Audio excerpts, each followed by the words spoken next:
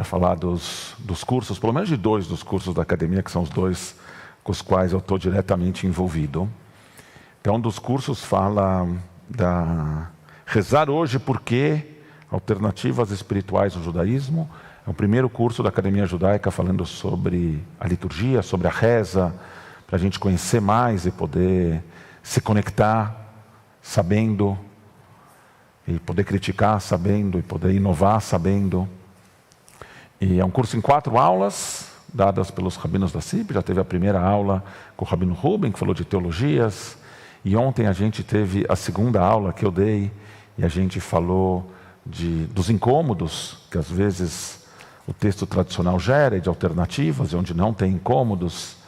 E nessa conversa, os alunos ali no chat começou uma certa polêmica sobre o politicamente correto, em particular sobre linguagens para a inclusão de gênero.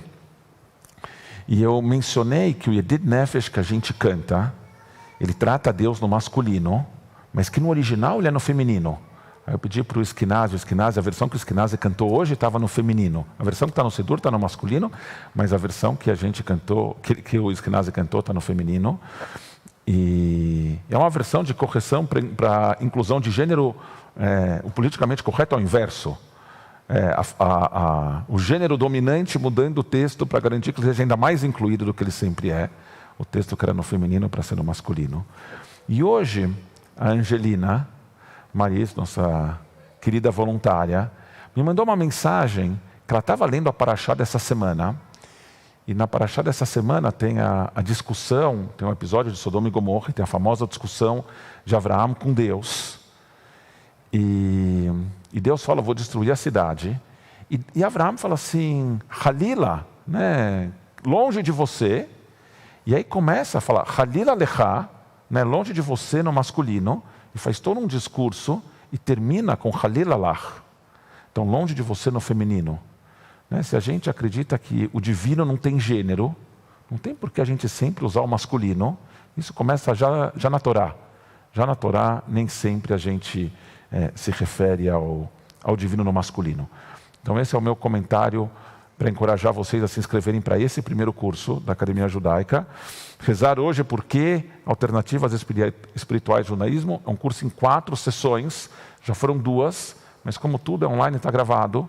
Quando vocês se inscreverem, vocês ganham acesso às 2 sessões que estão gravadas e aí assistem as próximas 2 ao vivo. O segundo curso que eu estou participando chama A Criação do Mundo, mexendo com argila, areia e com a sua cabeça. E é um curso sobre Midrash e arte, que a gente está desenvolvendo, eu estou desenvolvendo em parceria com a Karen Greifamar, que é uma arte educadora.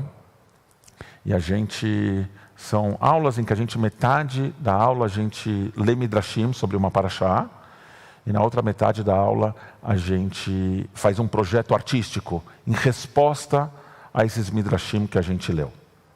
E como a gente começou algumas semanas depois de Simchat Torah, a gente está um pouco atrasado com relação ao ciclo de leitura, e nessa semana, a gente estava falando de Parashat Noach, né? A Parashá em que a gente tem a famosa história do dilúvio.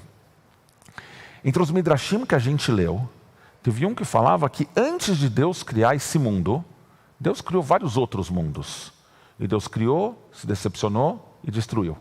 Criou, se decepcionou e destruiu. Criou, se decepcionou e destruiu. Até que Deus criou esse mundo e ficou satisfeito e resolveu parar de destruir. Mas ao que parece, a resolução de parar de destruir não foi tão forte assim, porque passa algum tempo e acontece o episódio de que a geração de Noah era terrível e Deus resolve destruir o mundo de novo. E aí avisa Noah e faz a arca, e aí coloca a família de Noah e algumas espécies de cada um dos animais, e assim garante a sobrevivência dos animais. Mas quando Deus vê tudo isso, no finalzinho de Parashat Bereshit, ainda antes de chegar em Parashat Noach, Deus fala assim, Adonai viu quão grande era a maldade humana na terra, como todo o plano elaborado pela mente humana não era nada além do mal o tempo todo. E Adonai lamentou ter feito a humanidade na terra. Com o coração entristecido, Adonai disse, exterminarei da terra os homens que criei, os homens com os animais, os répteis e as aves do céu, pois lamento tê-los feito. A gente sabe o final da história, tá certo? Chove, inunda, para de chover, seca. E aí no final dessa história, Deus garante que nunca mais vai fazer outro dilúvio que destrua toda a humanidade. E como sinal desse pacto, Deus estabelece o arco-íris, para que sempre que Deus visse o arco-íris, quando Deus tivesse começado a se incomodar com a humanidade, Deus visse o arco-íris e lembrasse do pacto. Verdade é que tem midrashim que dizem que num mundo em que fôssemos todos justos e tzadikim e honestos, nessa geração não ia nunca aparecer um arco-íris no céu. Porque Deus não ia precisar se relembrar, porque Deus nunca ia ter vontade de destruir. Então, eu já vi vários.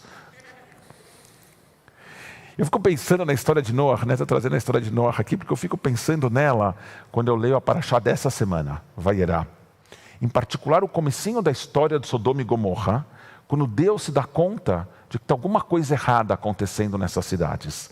E o texto diz assim: então Adonai disse, a indignação de Sodoma e Gomorra é tão grande e seu pecado tão grave. Descerei para ver se eles agiram de acordo com o clamor que me alcançou. Se não, tomarei nota.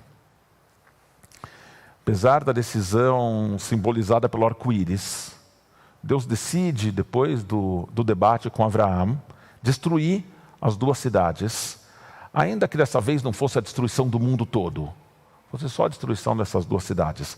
A gente pode ir pela tecnicalidade e dizer que o que Deus promete, na verdade, é que Ele não vai fazer outro dilúvio. E dessa vez não é dilúvio, Deus manda uma chuva de fogo e de enxofre para destruir as duas cidades, mas pela segunda vez, Deus retoma essa prática, que parecia que Deus tinha abandonado, de criar mundos, se decepcionar e destruí-los. Criar mundos, se decepcionar e destruí-los. O que pode ter levado Deus a reverter essa decisão, depois de ter tomado uma vez, ter criado o mundo, ter voltado atrás, ter destruído o mundo na época do dilúvio, mas ter criado o arco-íris para garantir que ia mudar de hábitos. Os midrashim, vocês percebem que eu gosto de midrashim, né? Os midrashim foram feitos malucos tentar explicar por que Deus tinha mudado. Alguns textos dizem que Sodoma era uma cidade extremamente rica, de solo fértil, cheia de prata, ouro e pedras preciosas. Apesar dos habitantes de Sodoma serem caracterizados como as pessoas mais ricas da terra, os seus habitantes não se preocupavam com o bem-estar dos outros. Eles cometiam fraudes com os visitantes, eles cortavam as árvores frutíferas para garantir que os pássaros não pudessem comer das frutas. Eles cometiam inúmeras injustiças para manter os privilégios que eles tinham. Alguns desses midrashim contam que os poderosos de Sodoma criaram leis que proibiam os cidadãos de ajudar pessoas em necessidade. Tem vários midrashim que variam um pouco de um para o outro com relação a quem foi a jovem e quem ela ajudava, mas vários midrashim contam que teve uma moça que, tendo ajudado uma pessoa em necessidade, em algumas histórias eram duas mulheres, uma tinha necessidade, a outra ajuda, em outra história uma mulher e um homem, mas os cidadãos da cidade descobrem que ela estava ajudando e ela foi morta queimada. É isso que você faz para garantir que ninguém ajude a mais ninguém. E de acordo com esses midrashim, quando Deus diz no começo da história que Ele escutou o clamor, era o clamor dessa mulher. Porque a palavra clamor está no singular. Então o Midrash tenta explicar como é que chega só um clamor. E aí o Midrash explica que essa uma mulher, que quando ela vai ser queimada viva, os gritos dela chegam até Deus e Deus resolve intervir. Mesmo antes desses midrashim, esses midrashim são do período rabínico, então são textos que têm 1500 anos, mas antes disso, ainda já no livro dos profetas, no livro de Ezequiel, o profeta diz em nome de Deus: esse foi o pecado da sua irmã Sodoma, de uma cidade falando para outra cidade, tá certo? Então, esse é o pecado da sua cidade irmã Sodoma, arrogância. Ela e as filhas, querendo dizer a cidade, os cidadãos, tinham muito pão e uma tranquilidade imperturbável. No entanto, ela não apoiou os pobres e os necessitados. Então, de novo, aponta que tem uma coisa de egoísmo, de ser autocentrada, arrogância. Quando eu comecei a estudar esse assunto, eu nunca tinha escutado sobre essas histórias que falam da arrogância, do egoísmo, da manutenção dos privilégios, da indiferença para com os segmentos mais vulneráveis. Nunca tinha escutado de nada disso como explicação para a destruição de Sodoma.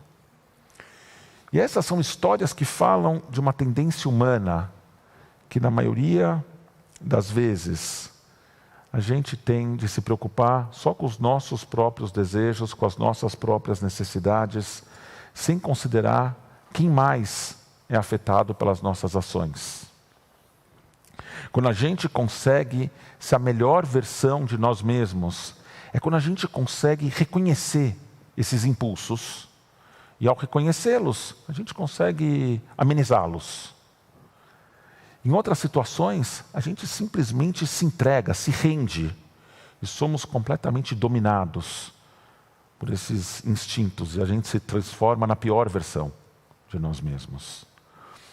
Por tudo isso, teria sido absolutamente apropriado que esses Midrashim se tornassem o que a gente aprende sobre a história de Sodoma e Gomorra, que se tornassem os textos de uma religiosidade preocupada com a nossa conduta no mundo. Não foi assim que aconteceu. O mais curioso, o mais triste dessa história é que a destruição de Sodoma e Gomorra recebeu uma outra narrativa completamente diferente. Ao invés de destacar a falta de solidariedade, de empatia, de generosidade, muitas tradições religiosas preferem apontar para as práticas sexuais como o motivo da destruição, insinuando que teria sido a homossexualidade dos habitantes de Sodoma que levaram a ira divina. Sodomia, ainda hoje, aparece no dicionário como a prática de homossexualidade masculina. Ao invés da gente olhar para as nossas próprias falhas e para identificar as áreas em que nós podemos crescer, essas abordagens do texto apontaram para o outro como o problema, como o motivo. A gente, ao fazer isso, a gente erra e perde duas vezes. Primeiro, ao não perceber em Sodoma e Gomorra um espelho para as nossas próprias ações de egoísmo, de arrogância e de violência. E dois, ao apontar o dedo de forma acusadora para grupos inocentes de qualquer culpa. E a prática de responsabilizar o outro, um outro grupo, em particular um grupo que tem a menos chance de responder ao nosso ataque, não ficou restrita à história de Sodoma e Gomorra, nem as leituras religiosas dessa história. Ao longo da história em geral, em particular da nossa história, inúmeras foram as vezes em que, ao invés de reconhecer a sua responsabilidade pelos problemas que a cercam, a humanidade elegeu culpar um grupo apontado como bode expiatório.